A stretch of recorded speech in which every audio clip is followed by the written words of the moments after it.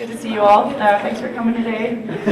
Before we get initiated, I'd like to introduce some of the people that made this arts lecture possible. My name is Lauren. I'm staff in the School of Art and artistic director of a festival in Pittsburgh called VIA. VIA was invited by the Carnegie Museum of Art to put together an event on May 9th called NOWSEETHIS, which is an exploration in photography and the visual image. And there are lots of artists involved in that, and Andre and Evelina, Pussykrew, are a duo that's involved in that show.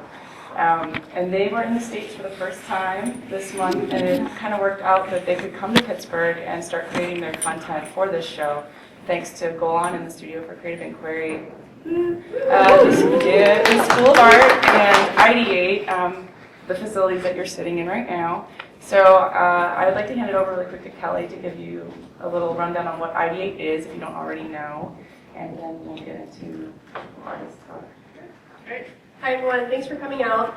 As Laura mentioned, I'm Kelly Delaney, and I work for Ideate, which is the Integrated Designer to Technology Network, which is new this year at Carnegie Mellon, and it's a variety of things, chiefly among them working to connect the students and faculty from all the various departments across the university to work together in interdisciplinary, collaborative, fun, cool ways.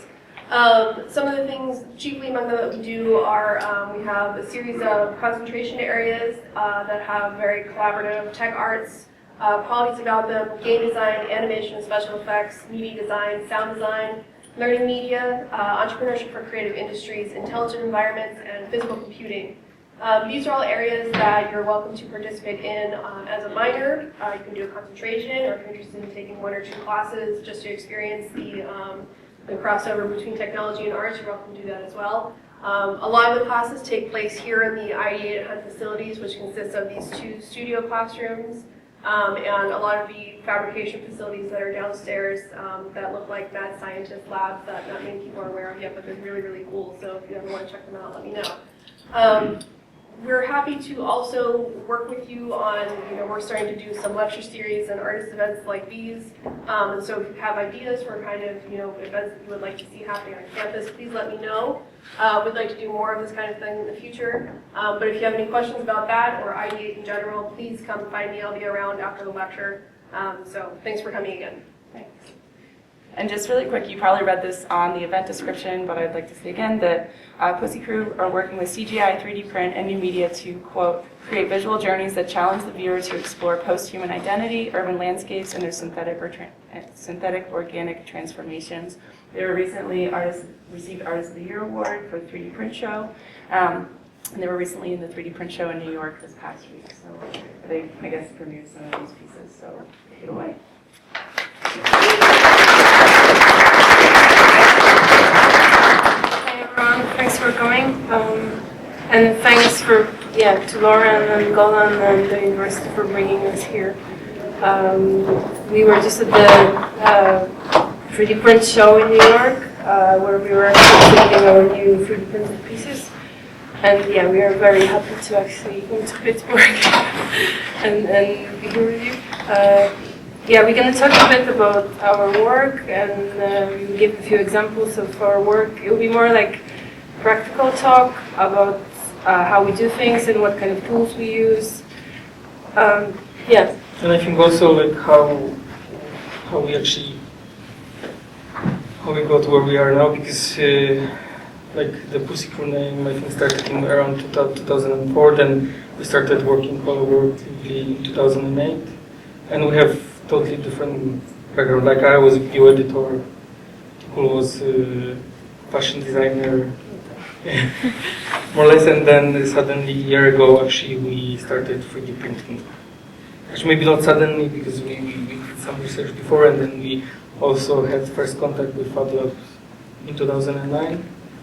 But this is maybe, like the talk will be more about our journey, how we got again into the physical, because we also have some fine art background. And how we move around different platforms, because we are doing many different kinds of work, from like multimedia installations to video clips and 3D printed objects, and we are exhibiting our work not only in the gallery context but also in the club environment, or sometimes we work with companies or brands, and this is just the way we work, it's very organic and fluid, and we just move around in between a lot of different areas, I guess. So we're gonna show a few examples of these pictures are actually from 2009 when we were studying. We were doing our digital media master's degree in Newcastle, in UK, and at that time we were involved a lot in programming or the physical computing work, and we were building actually our own interfaces based on sensors and Arduino, and we were actually using them for our audiovisual performance and generating noise, more noise-oriented sound, and manipulating the image with digital and analog glitches. So yeah, this was our project that was called Domestic Violence, and it was like, I said, it was a noise project. And I think we toured with it like over 1 year and a half. We played in different venues, small venues, bigger festivals. It was, I think, accumulation of our fascination with glitch aesthetics, where we actually connected analog glitches and data bending together with some noise, like field recordings manipulations. And I think that was the time when we actually really wanted to do some physical stuff, and actually wanted to build our own interfaces. But at the time, actually, there was a 3D printer in the Fab Lab, but it was big, it was printing small objects, and the material was really expensive, so we actually stayed with laser cutting because it was much more fun. Plastic was everywhere, and you could actually cut whatever you want. I think we had friends who were engraving in wood, we had friends who were actually even cutting cookies. Well, that was like our first experience with like many different types of technologies and tools. Yeah, because there was also in Fab Lab, there was a CNC machine, but I think at the time actually we were really into video, and that's what we were also focusing on. I think every process needs some time, and it's actually quite funny because we were thinking about this 2009, 2011, but then just a year ago we started actually really doing it. That's the two-channel video installation that we did last year. It was presented in Saatchi Gallery in London, and it also combines like 3D generated imagery and some video work in a very seamless way. So the actual video image looks like 3D generated image, and the CGI looks more like organic sort of type of texture. But this work more or less was, I think, also important for us because for a long time actually we were working with bodily aesthetics or gender fluidity, where we were trying to actually remove the border between the masculine and feminine, or actually create some kind of some more liminal state for the gender. Because for some time actually we're more or less active on the queer scene, where we are presenting our videos on different festivals. And yeah, I think this piece was also important for us because, like I said, very often in our practice we play a lot with synthetic organic, and actually we try to merge or across the border. We try to blur the borders between the gender identity or body and technology or digital and material, and try to really shift all these things. And I guess this is all shifting in a natural way right now, but yeah, maybe not so many people are aware of that. But also what happened is that, like we said before, we were working a lot with live video material, but maybe since 2012, actually I think we moved almost totally into CGI. Mainly because of the external factors, that we didn't have that easy access to cameras and studios anymore, because we left our study, we moved to Berlin. And also actually 3D gave us more flexibility in terms of production. Yeah, but I guess many artists moved into 3D in between 2011 and 2012 because it became more accessible and computers became faster, so everyone now can render 3D in their house or use a render farm. So I guess it's like a natural process. This was the work that we did in Berlin. It was like a projection on the facade of the building. The building is made of 40 containers, and it's like a cultural space, but also like an advertising agency. But the space is more visible as a cultural development sort of space. And in front of the building, there are glass windows, so we actually cover them with half transparent foil, and we use 9 projectors connected together to create one huge image on the building. And we actually made a 3D model of the building, and then later on simulate the physical liquid that's falling down from the building, and we use like different types of physical simulations in 3D. And actually the project was also like a turning point for us because it was the first work we did totally in CGI.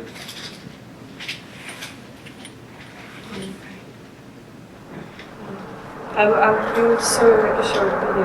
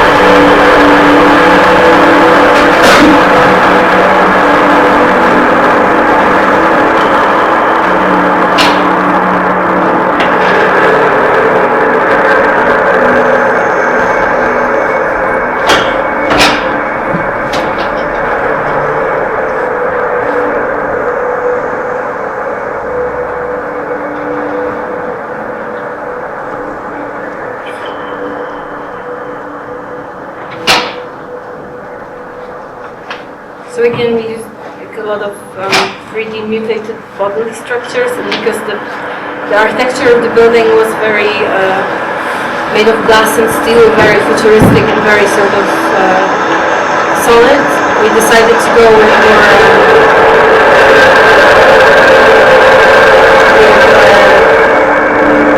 with sort of organic liquid simulations to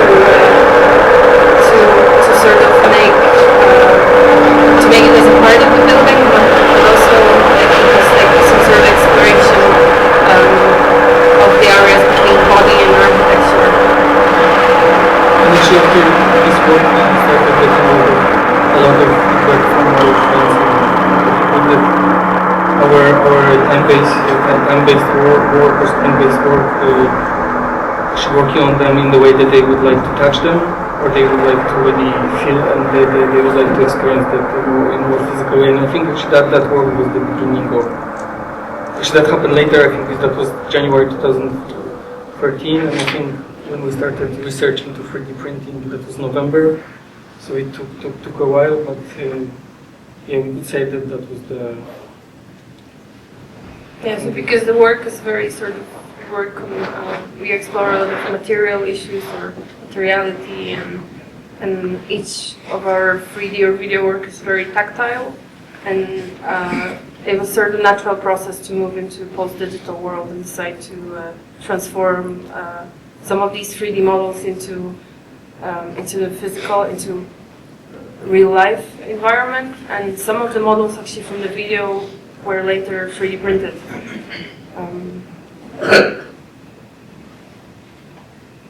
This is the work that we did 2 years ago. It's also 3D animation. It's a music video for a Berlin-based artist. Yeah, maybe I should just show it. Yeah, it's made for such a Ferrari.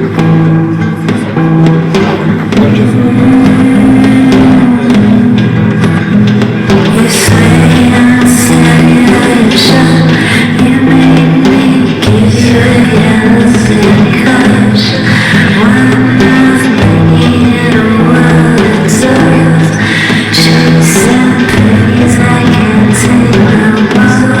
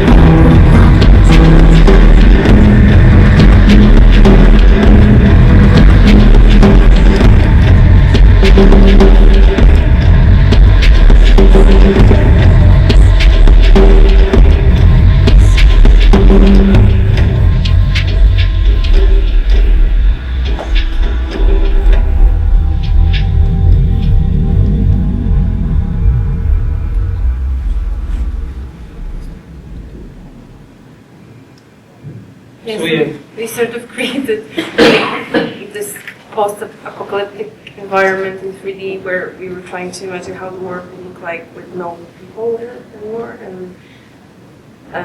and we tried to approach it from like very aestheticized and very beautiful way, I guess.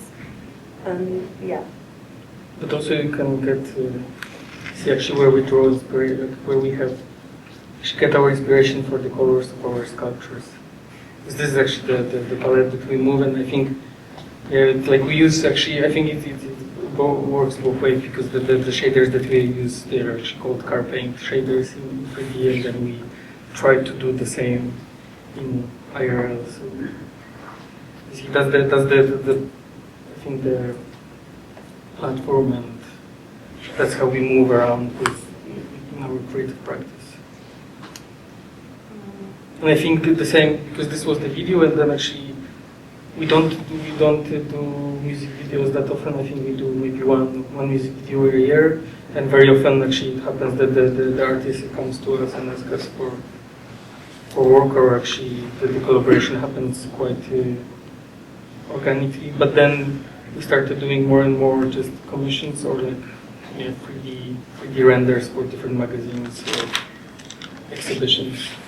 This one was made for 0.2 C. It's like urban-based magazine, and I don't know if any of you know these groups on Facebook called corporate aesthetics. Yeah. So a few of our friends actually are running them, and they actually decide to commission a few selected artists to create imagery for like 3D imagery for the corporate aesthetics meditation.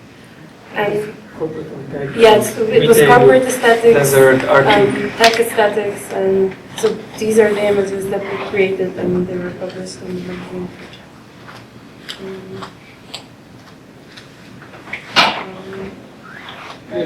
Just some still from gogo, and this was also the initial 3D design for like a sketch, 3D sketch for yeah, but first it actually existed as a visual, but then we wanted really to change that into a sculpture. And actually this was a cover. Actually, yeah, it happened that this is a cover for our friend's album, but at the same time this was actually the beginning of those sculptures, where this shape was actually made out of the. Actually, a part of the shape is printed in the middle. That's the middle. The same the bottom shape. one. It's actually it's the middle sculpture. So we printed just part of it. Actually the whole shape is a little bit difficult to print, and at the time we didn't have that much time.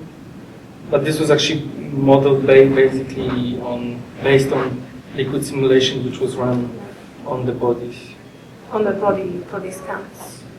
And we just try, well, every time we pre-print something, we try to sort of mimic the digital aesthetic. So we try to make it as digital as possible in a visual way, so it looks, so the physical object looks like 3D rendered object, and yeah, Because I think that's also like what our friend said, that our works look more like, actually our sculptures look like new media found the sculpture, or new media found it was digital.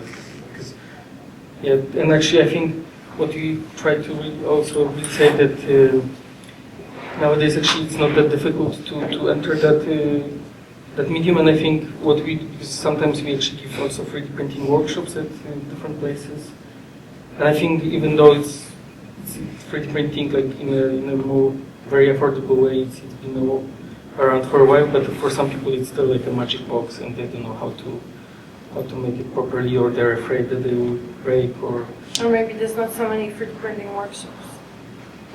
And people, I mean, every time we meet students at the university, they usually have 3D printer, but they don't know really how to use it, and there's no one who could really explain to people how to use the 3D printer step by step, because it's not like plug and play. You really need to spend a lot of time to get the settings right, and yeah, this is what happens here.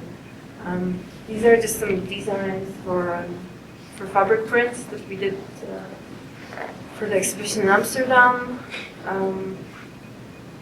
This is the project from this year for the Transmediale Festival.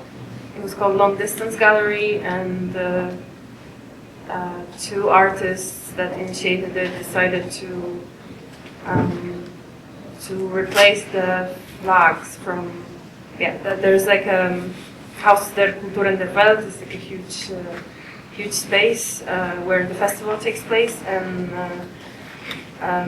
they decided to actually replace the flags that were in front of the building with artists' flags. So each artist, it was like 16 artists, each artist got commissioned to create a flag, and our flag looks like this, and it was entirely made of different kinds of weapons, like drones, cameras, more traditional weapons, or like physical weapons, guns and stuff, and in the end it looked like a sort of totem.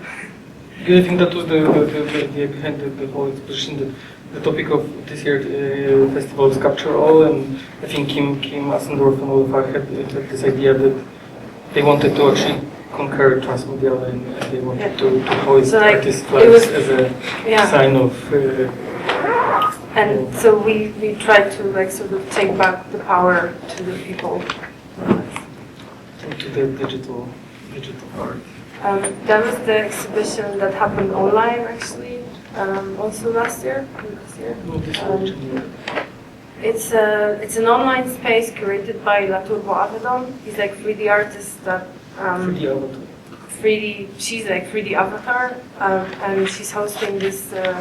She's creating this exhibition online and building like a space.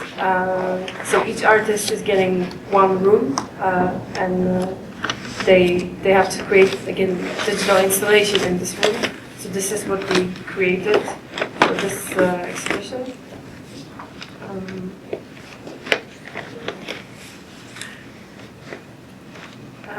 And I think so this was actually the last piece was also January 2015, and I think, like we said, we started 3D printing 1 year ago.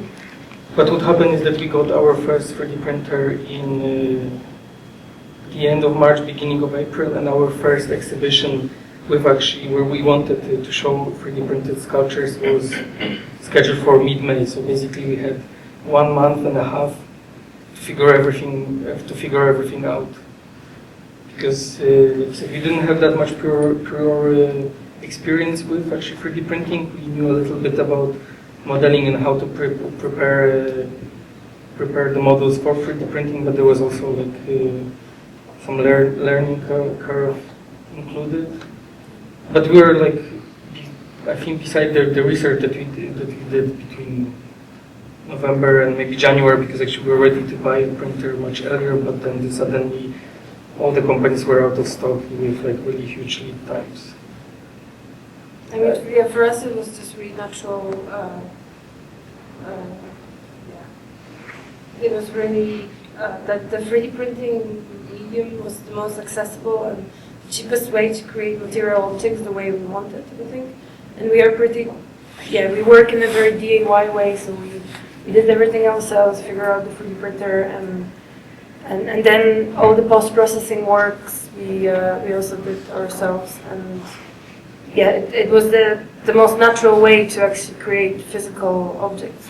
But I think there was also a time, because there were artists who were working actually with 3D printing before. But I think we are the kind of we belong to the group of artists who for a long time actually were working mainly with like screen-based or time-based media, and in a way we felt that urge to actually create something really tangible. And we see that also our friends sort of think in the same way, because actually now I think Laturba that also tried to 3D print but there's a whole movement their objects, now, so and I think all of our friends who are doing like digital art or screen-based art, they move into physical world, or it's called post-digital. But I think also it didn't happen this year. It happened maybe since but also it's happening since 2006. But there's more and more people actually who are transforming their digital objects or screen-based objects into physical. But also what's happening is that actually a lot of art is using already 3D printing, and maybe it's not that visible, and actually it's quite cool, but they use actually, they're outsourcing, so they use external services where they're just sending the 3D models and they get their model back. But the way we actually wanted to work and actually how we work, basically we learn everything ourselves and we learn everything based on the project. So if we want to create something, we actually go spend a lot of time, or it's very actually quite extreme in some cases. I mean, and then we really want to actually create this one thing and we want to be happy with it. And I think that's what happened with 3D printing, because like we said, we had not that much time. And we had to figure, actually we even, I think, didn't have that much space for mistakes. Everything that we did, it had to be right in the first attempt, because otherwise we were like delayed and that caused even more problems. So like I said, first we had to actually learn how to prepare models for 3D printing, and here you can see in the left corner that that's actually the model from the piece that you've seen that was projected on the building. And that was our first actually idea to bring those animated models or models created for video installations to life. So we had to figure out how to make them hollow, single shell. We had a lot of problems with mesh because this was mainly liquid simulation, it's water dry. Also, these models are complicated to print because they're wedged or based on the simulations.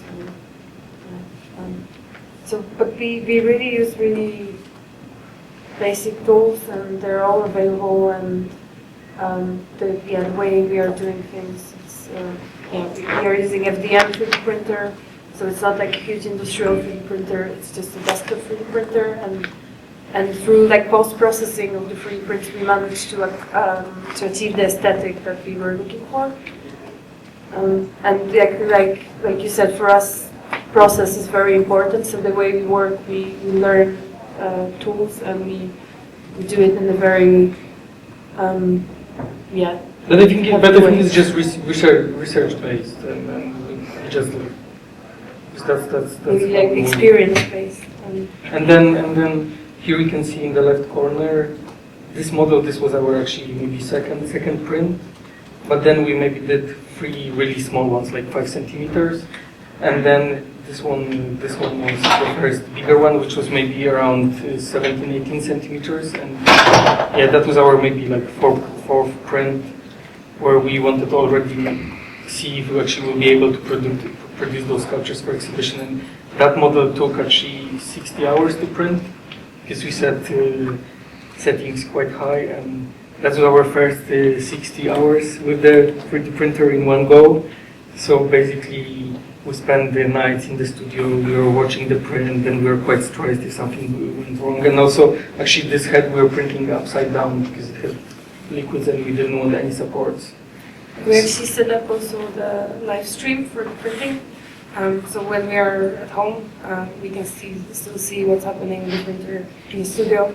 And it was actually posted on one of the technology art blogs, because people really love to watch how the 3D printing, how the 3D printer is actually moving around and printing. It's I think it's with everything. It's like sort of meditation. But I think it's like extension of a washing machine, and we had the same with laser cutter. And then we just now with 3D printing, and it's like you can stare for hours. And actually, some of our friends we actually knew that they were watching because because we could see how many people are watching. But I think that's actually not a novelty. It's like basically baby watching, and a lot of people actually doing that with for just like safety issues, safety factors. Because it's still actually so far nothing really happened, and like printed many thousand hours until now. And sometimes you can get blocked extruder, but actually we also got rid of that issue. So now everything runs pretty smoothly. And then the pink one. The pink model was this one was the first bigger one, and then we printed the pink one, which was the first model that we cut into the half, and we wanted to see actually how we were working with parts, because it actually sounds funny, but a year ago there was not that much. Actually, there was a lot of material, like information that you could find on forums, but actually there was not that many people doing 3D print that way. I mean, there's not so many artists still who are using 3D printing in a very challenging way, or especially FDM 3D printing, which means like desktop printers. So what we try to do, we try to print from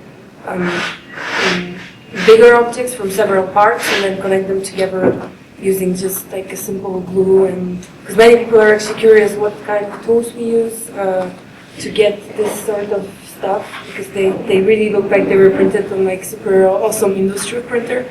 Sometimes it's funny because we actually go with them to tech fairs, and sometimes we get questions if that's like some special technology. People are actually coming thinking that we're some startups. There's actually one guy who wanted to buy this technology from us. Now it's just our hands. It's just like hours of sanding and polishing and painting and sanding again. So each sculpture would take us like a week of printing and post-processing to make them look the way. Actually, printing is the fastest. Yeah. Because you know the thing is that just with paint, maybe like for somebody who does props for theater or movies, or any sort of sculpture or even work, a painting, it's like physical. There's no actual magic behind it, and paint just needs to dry. And actually, on one print, there is some bubble because, like I said, we finished them in 12 hours before the flight, and actually the gloss should stay around 2 days to harden. So these are the So they were tools really that like actually we were putting them still wet to the suitcase. So these are the tools that we are using. It's just any like simple tools that you can buy in any what's the name of that construction? Like Home Depot. Yeah. Like car body filler, sanding paper, and we also got the airbrush, but sometimes we use spray paint for like a car paint. Or I also got a mini grinder, and I really like to use it. Yeah, and for the printing we used to print with PLA plastic, which is like super environment friendly and organic plastic, but it's not that solid. It could be actually, well, it reacts to temperature in the room a lot, so it can shrink, or there are many different things that can happen with it. So right now we use this XT polyester, which is also super friendly because it's not really toxic. I don't know if it's super friendly. I think it's more friendly than ABS, for example. And it's actually much harder than PLA, so it works better. But it's still, we use only plastic, I think, because yeah, but actually, but also, yeah, a year ago there was mainly, I think, like PLA and ABS, there were some experimental filaments, but only I think now actually the market is changing. And then in September they released some new materials, and actually now every couple of months there's some new plastic, especially made for 3D printers, because actually for PLA and ABS they were not really designed. Actually, PLA is still, I think, cool for fast prototyping, like you cannot get anything cheaper and more but environmentally it's all friendly. developing really fast. So if you're really into 3D printing, you have to follow all these technological news very carefully, because there's every few weeks there's like a new material or new update or new something that that makes the 3D printing easier. And because our project got very viral and we get published in all these tech arts blogs, and we go to all these, like, some of the tech fairs, we actually have access to all this knowledge, and yeah, it's like super awesome that we can actually access it in this way. So this is how the sculpture looks in the beginning, and this is like the more or less finished work. yeah. So in the beginning it looks like all of the plastic printed objects, and then through like we said already, for sanding and painting, a few layers of paint, we got this sort of texture on it. Yeah, and this is actually where the sculptures that we made for the exhibition in May. So we started April, and then in 1 month basically we were able to produce. And the black head is, I think, 27, and they're all like similar size. Actually, the double head is a little bit smaller because in the beginning it's supposed to be a test, but then because of the lack of time, actually become an exhibition. And this is like the second series that was based also on like particle simulations and like really basic but funny metaball shapes. Yeah, so I think with this one we wanted to go really Tumblr. This is like Tumblr in the real life. And that was really our goal to make. Actually, I think with the initial goal was like really to translate the aesthetic. That's what really wanted to. Basically, our goal was to show that the picture and for our friends, and they actually started asking questions in that render. And that's actually when I think we were quite happy. So we blurred that boundary. So if the picture is posted, you cannot really. It's like I think. We had that fun that recently there was this blog by David O'Reilly and Kim Lawton, Hyperreal CGI, where they're just posting like normal pictures and fooling all the tech blogs, and actually that was fun. So basically we wanted to have the same. Like I think one of the goals was the same. I think we should start like a 3D printing blog where you just post any object and just say that it's 3D printed. Actually, because at some point really. Because honestly, we are part of that bubble, and we are totally aware that actually we are in this sort of. And for us, it's useful because we have access to many different tools and software. We meet all these companies and people, smaller or bigger companies in these tech fairs, and we have a good exchange. But I understand that for some of our friends from the outside, the whole 3D printing bubble looks funny because there's so much 3D printed crap. And you know, there's the big image of it, and there's a reason why there's so many of it. And that the initial idea for 3D printing was to shift the whole production from China to more like local communities.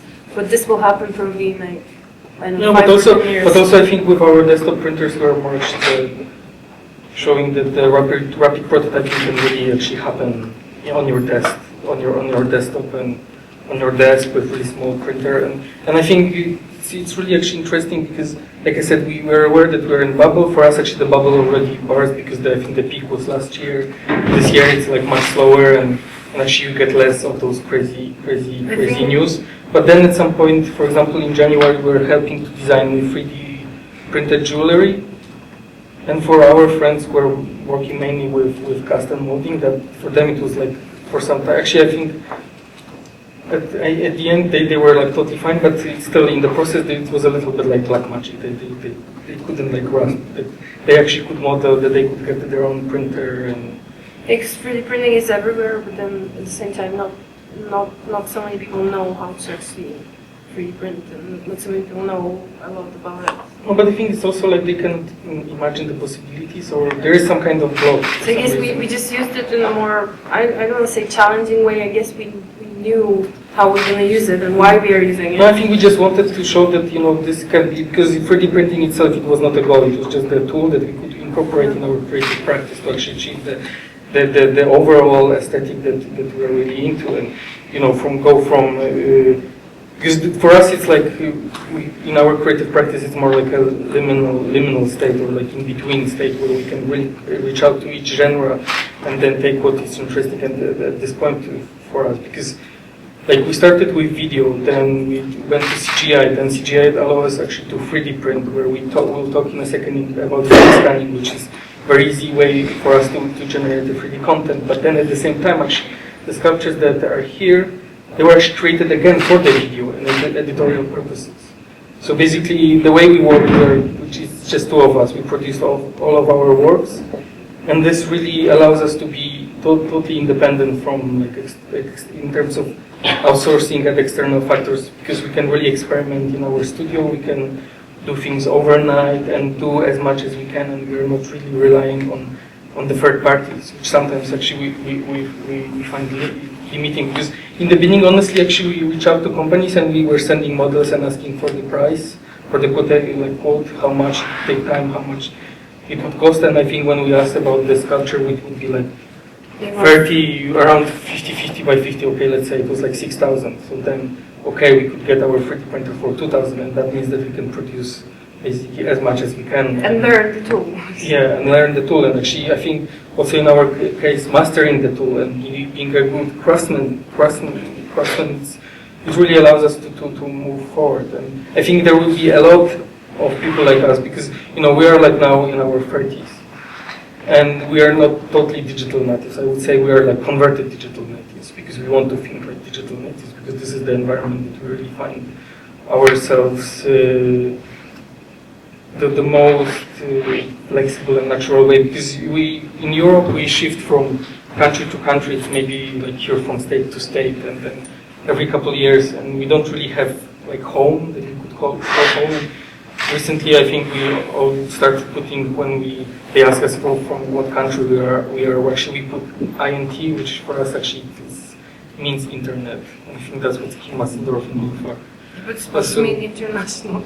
Yeah, but for us it's really like online, because even now when we are in New York, and now more often actually, we have some network of people who really know only from URL world, and then we are start meeting them IRL. But this is our environment. I think for younger people that's something really natural, and they don't really differentiate like our younger friends here. They don't think in that way. There's no border anymore. It's like why you actually would do that. And this is I think what we also wanted to show in our practice. Because in the beginning it was a lot about body, and I think the body came from the reaction to digital, and actually we were wondering how the body would react to technology and what's happening at that time, because that was like a couple of years ago. Yeah, and I think we have about like 5 minutes, so we can go to Q&A really quick. Yes, these are just a few pictures from our last exhibition in Amsterdam, where we sort of incorporated 3D printed objects and built like the whole new environment. Yeah, and then. And recently we started actually to use 3D scanning, and we created this video work that is almost entirely based on 3D body scans. They're of course manipulated a bit, and the texture is. It's not like a real life texture is added on later, but maybe we can show a bit of a video. Yeah, so this was our actually first 3D scan that we got with when we got Scanify. Then we incorporated that into workflow. We use Scanify and Sense Scanner, which is Sense. It's actually the same as structure sensor that we have, and it's like the mini Kinect, which just works for 3D scanning. And this also. And actually, this happened, I think, because of 3D printing. And then, like I said, this is just for us natural that we would start using it finally to actually create our 3D prints or like content for our artworks. And that's actually what will happen also here for the event on the 9th of May. Maybe we could show a bit of. We are a hesitant time, back and forth in the back. A hesitant time, back and forth in the back. A hesitant time, back and forth in the back. A hesitant time, back and forth in the back. And I like it like that, yeah, I like you like that. I like it like that, yeah, I like you like that. We got the sun on our backs, now there's no turning back. We are a hesitant time, back and forth in the back.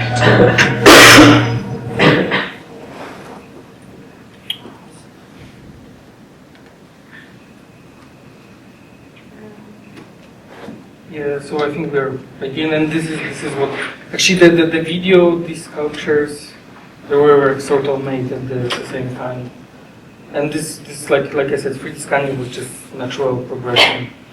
And then what we did before, we again run this liquid simulations of the body. We modeled them a little bit to add volume, and then this is something that we want to actually incorporate. I think in June for video and editorial purposes. And this is also like the first pieces, and I think there will be more. I think also in June, July we might actually also create our own jewelry, because It's not really jewelry, it's more like there will experimental body sculptures, or like but I mean not really wearable pieces, but like some sort of objects that evolve from the body, or like mutate the body a bit. But I think in June, July we might get another printer, the SLA one, so there will be actually that will probably allow us to do smaller objects but more detailed. So this is the picture from the New York show that happened last week, involving these objects.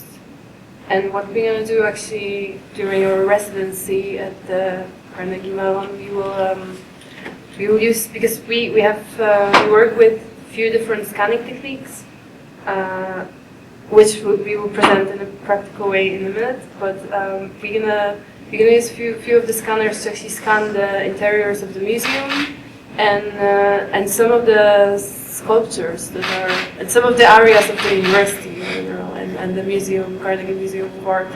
and then we're gonna incorporate it into live visuals at the event that will happen on the 9th of May at the Carnegie Museum of Art. There are some actually some flyers that you can check later. So this is our idea of how we would create live visual content for the music event. These are the links to our, if you want to connect with us, this is our email and website and Facebook, and also 3D printing blog. So yeah, just drop us an email if you have any questions or you need some help with 3D printing or 3D scanning. I think now we're gonna do maybe Q&A, and then we're gonna maybe do some scanning of, if anyone wants to get scanned, we can actually scan you, and we have 2 different scanners. One is more for high quality for the face, and then the overall body scanning, so we can actually. Cool. So I think we can maybe take like 10 minutes for Q&A. That leaves us like 20 minutes to have people kind of volunteer to get scanned. We can use maybe one of each scanner, and then depending if this room is open, we can hang out later and keep scanning, or we can move maybe to an adjacent place and keep scanning. So.